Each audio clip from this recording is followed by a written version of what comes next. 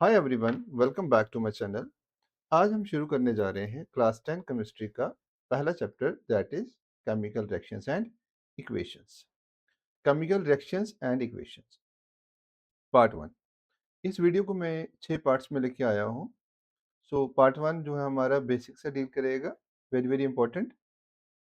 What is chemical reaction? क्या होता है केमिकल रिएक्शन? जब दो या दो से ज़्यादा सब्सटेंसेस रिएक्ट करते हैं, जब दो या दो से ज़्यादा सब्सटेंसेस रिएक्ट करते हैं तो क्या होता है, हमारे पास एक नया सब्सटेंस फॉर्म होता है। ठीक है, दो या दो से ज़्यादा सब्सटेंसेस रिएक्ट करते हैं, नया सब्सटेंस फॉर्म होता है और उस सब्सटेंस की प्रॉपर्टी जो होती है वो डिफरेंट होती है। किससे? उस सब्सटेंस से जिससे वो बना हुआ है।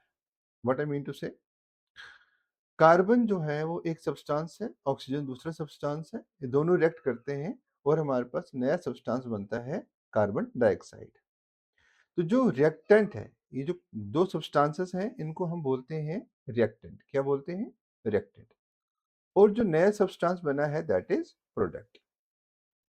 सो we should remember this thing, that properties of products are different from that of reactants। कि जो प्रोडक्ट की प्रॉपर्टीज होती हैं वो रिएक्टेंट से डिफरेंट होती हैं। मतलब प्रोडक्ट की जो प्रॉपर्टीज हैं वो रिएक्टेंट की नहीं होती हैं। इसको मैं थोड़ा सा और डीप समझाता हूँ।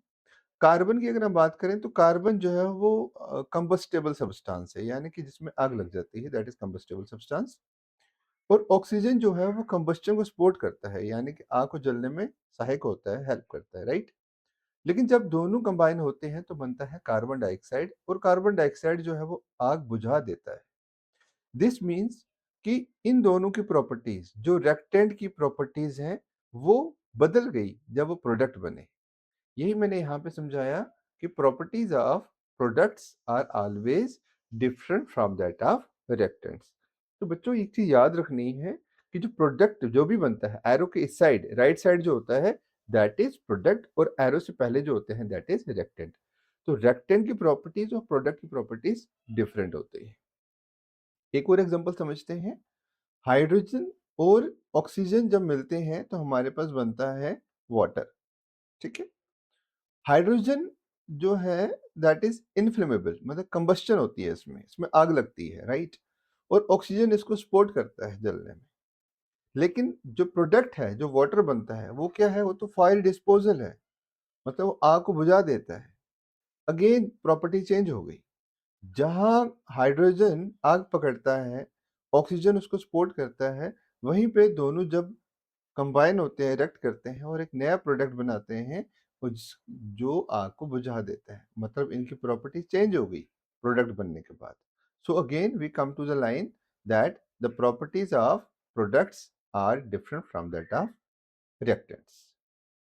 डेली लाइफ में केमिकल रिएक्शंस कहाँ होती हैं?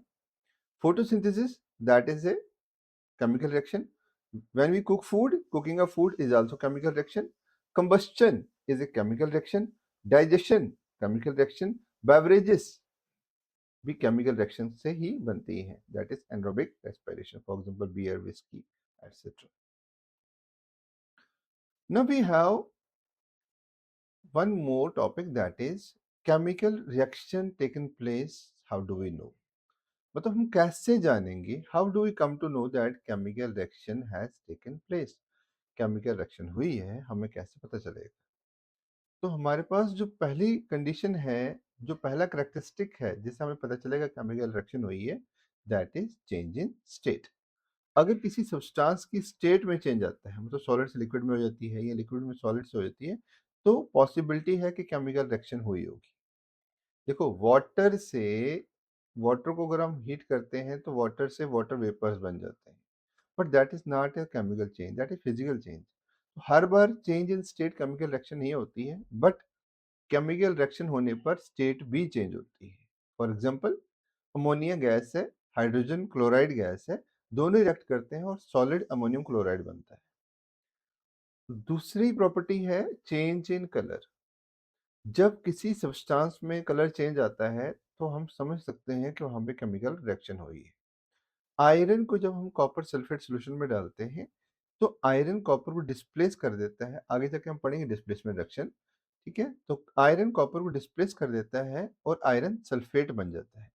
जो कॉपर सल्फेट होता है इसका कलर जो होता है दैट इज समवट ब्लूइश, और फेरस सल्फेट का जो कलर होता है that is somewhat greenish.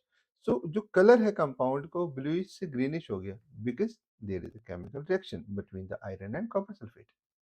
Evolution of gas, अगर किसी सब्सटेंस में से गैस निकलता है that is also a chemical reaction. Zinc sulphuric acid के साथ रिएक्ट करता है और बनता है जिंक सल्फेट और हाइड्रोजन गैस रिलीज होता है। सो गैस का रिलीज होना is also a chemical reaction.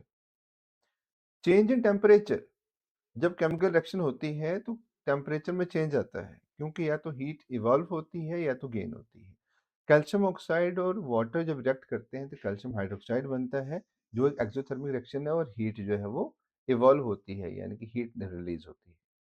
Formation of precipitate, पहले प्रेसिपिटेट का बता देता हूँ थोड़ा सा। प्रेसिपिटेट सॉलिड होता है, जब दो या तीन लिक्विड्स आपस में कंबाइन करते हैं रिएक्ट करते हैं तो कभी कभी कोई सॉलिड फॉर्मेशन हो जाती है उस सॉल्यूशन में, उस सॉलिड को हम बोलते हैं पीपीटी। यहाँ पे पीपीटी हमारा क्या है, सिल्वर क्लोराइड। अगर आप बायोलॉजी उसमें लैब में जाके इसको परफॉर्म करोगे तो आप देखोगे यहाँ पे सिल्वर क्लोराइड पीपीटी बनता है।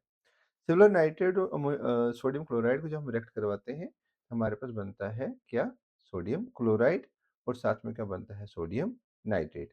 तो जो सोडियम क्लोराइड है जो सॉलिड बना है यहाँ पे that is a precipitate. So formation of precipitate is a characteristic of chemical reaction. Change in temperature, evolution of gas, change in color, and change in state. These are all characteristics of chemical reaction. Now let us deal with the chemical equation. Chemical equation क्या होता है? Chemical reaction को हम symbolic form में लिखते हैं उसको हम बोलते हैं केमिकल इक्वेशन। मतलब केमिकल रिएक्शन को जब हम सिंबल्स में लिखते हैं उसे हम केमिकल इक्वेशन कहलाते हैं। जैसे मैग्नीशियम और ऑक्सीजन रिएक्ट कर रहे हैं, मैग्नीशियम ऑक्साइड बन रहा है। तो मैग्नीशियम और ऑक्सीजन दोनों क्या है हमारे पास, सिंबल्स हैं किसके, मैग्नीशियम और ऑक्सीजन के, और बनता है मैग्नीशियम ऑक्साइड। तो इस कंपाउंड का भी सिंबल हमने लिखा है। यही आपको मैंने कहा कि केमिकल रिएक्शन को जब हम सिंबॉलिक सिंबल की फॉर्म में लिखते हैं वो केमिकल इक्वेशन कहलाती है। ठीक है, यहाँ पे देखिए नाइट्रिक एसिड जो है वो रिएक्ट कर रहा है कैल्शियम हाइड्रोक्साइड के साथ CaOH होल 2, और बनता है कैल्शियम नाइट्रेट और वाटर। और सोडियम हाइड्रोक्साइड रिएक्ट कर रहा है सल्फ्यूरिक एसिड के साथ और बनता है सोडियम सल्फेट एंड वाटर।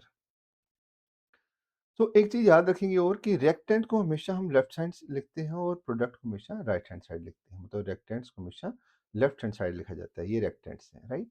और ये क्या है, products. Products are written on the right hand side and reactants are written on the left hand side, right.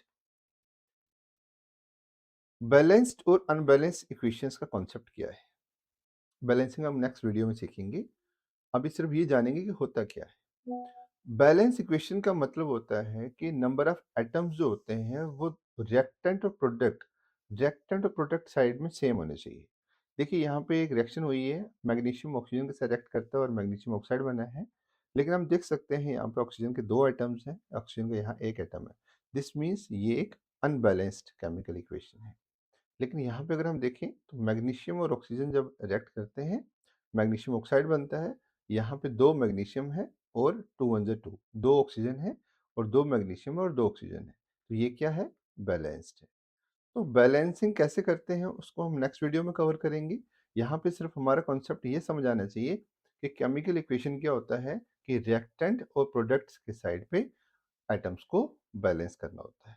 और हम बैलेंसिंग क्यों करते हैं, because we need to follow the law of conservation of mass. Class 9 में हमने chemistry में पढ़ा है law of conservation of mass जो लेवाइजर ने दिया है। तो ये लॉ कहता है कि रिएक्टेंट वाली साइड में जो मास होता है वो प्रोडक्ट वाली साइड में मास के बराबर होता है। दिस मीन्स अगर मान लीजिए कार्बन की और ऑक्सीजन की बात कर लेते हैं तो बनता है हमारे पास कार्बन डाइऑक्साइड। कार्बन का मास होता है 12, ऑक्सीजन का मास होता है 16, लेकिन यहाँ पे 2 आइटम्स हैं तो 2 से मल्टीप्लाई, और यहाँ पे बनेगा अगेन कार्बन का मास 12 और ऑक्सीजन कितना हो जाएगा 16 इंटू 2। ये बनेगा हमारे पास 44 ग्राम। अगर हम ग्राम में लेते हैं ये भी बनेगा 44 ग्राम। तो यहाँ पे क्या हुआ, रिएक्टेंट का मास और प्रोडक्ट का मास क्या आया, बराबर। तो इस लॉ ऑफ कंजर्वेशन को फॉलो करने के लिए हम बैलेंसिंग करते हैं किसकी, इक्वेशंस की। अगर बैलेंस ना की जाए इक्वेशन तो अनबैलेंस इक्वेशन को हम स्केलेटल इक्वेशन भी बोलते हैं। क्या बोलते हैं, skeletal equation, SKELTEAL, skeletal equation. ठीक है, स्केलेटल इक्वेशन क्या होता है? अनबैलेंस्ड इक्वेशन जो प्रॉपर इंफॉर्मेशन हमें नहीं देती है। तो आज की जो समरी है हमारी वीडियो की क्या है?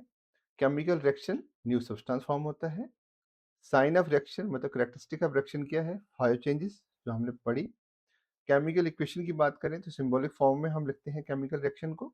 बैलेंस इक्वेशन की बात करें तो दोनों साइड रिएक्टेंट और प्रोडक्ट साइड पे हमारे पास इक्वल नंबर ऑफ आइटम्स होने चाहिए। नेक्स्ट वीडियो में हम बैलेंसिंग इक्वेशंस को सीखेंगे बहुत ही इजीएस्ट ट्रिक के साथ। हिट एंड ट्रायल मेथड आपने सीखा होगा, और भी मेरे पास एक इजी ट्रिक है जिससे आप हिट एंड ट्रायल मेथड नहीं यूज करना पड़ेगा। So don't forget to watch part 2, like share and subscribe. Thank you so much for watching. Have a good day.